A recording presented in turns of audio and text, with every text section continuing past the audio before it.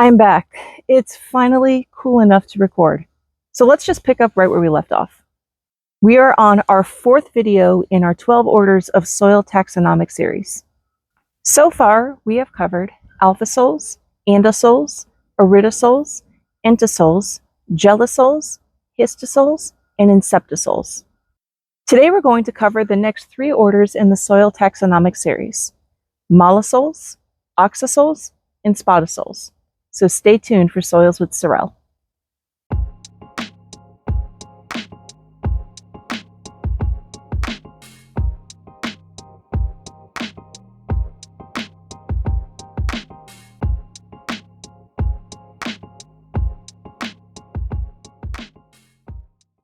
Mollisols are very fertile grassland soils that have a very dark surface horizon layer. They are common throughout the Central Plains, Midwest, and eastern Oregon and Washington. Mollisols are rich in organic matter because they support grasses with deep fibrous root systems, which allow for a lot of nutrient and moisture storage in its horizon layers. Their extremely high soil fertility is a major reason why so much agriculture is located where mollisols are located.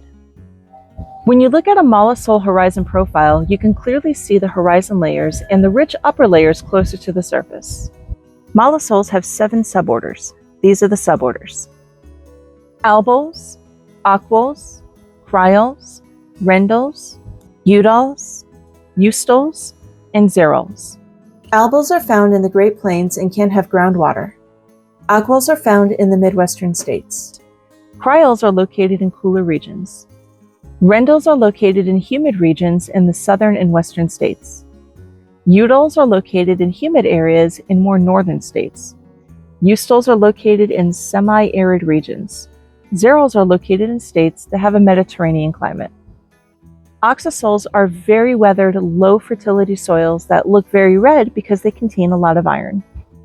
They are not found in the mainland US, but are found in Hawaii, Puerto Rico, the Amazon rainforest, and Central Africa.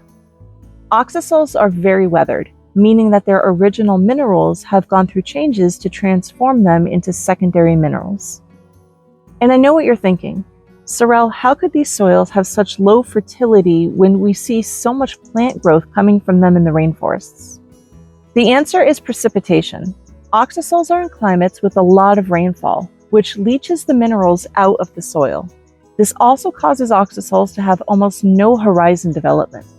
The nutrients the plants find are contained in the fresh debris that is breaking down on the soil surface, not in the soil horizon layers. Oxisols have 5 suborders. These are the suborders: aquox, herox, torox, eudox, and eustox. Aquox are the most saturated of the suborders. Herox are found in humid regions with a lot of precipitation. Torox are found in arid climates. Eudox are found in humid climates. Eustox are found in semi-arid climates. Spodosols are soils that have an acidic pH with high levels of iron and aluminum. They are found in humid regions of the US, including Maine, New Hampshire, Vermont, Florida, Wisconsin, Michigan, Washington, and Alaska. Spodosols are not very fertile because of their high pH, but can grow acid-loving plants such as blueberries. However, they can be amended with lime and other products to raise the pH, which would make the soil more fertile. Spodosols are also characterized by their distinctive light E horizon layer. Spodosols have 4 suborders. These are the suborders: aquods, cryods, humods, and orthods. Aquods contain a lot of water and support water-loving plants. Cryods are found in cold regions with higher elevations.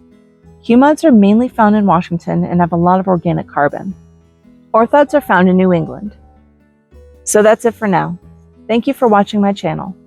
In our next video, we will be talking about the last 3 orders in the Soil Taxonomic series: Udosols, Vertisols, and the proposed 13th soil, Artisols. But until then, you know what to do. Save the soil.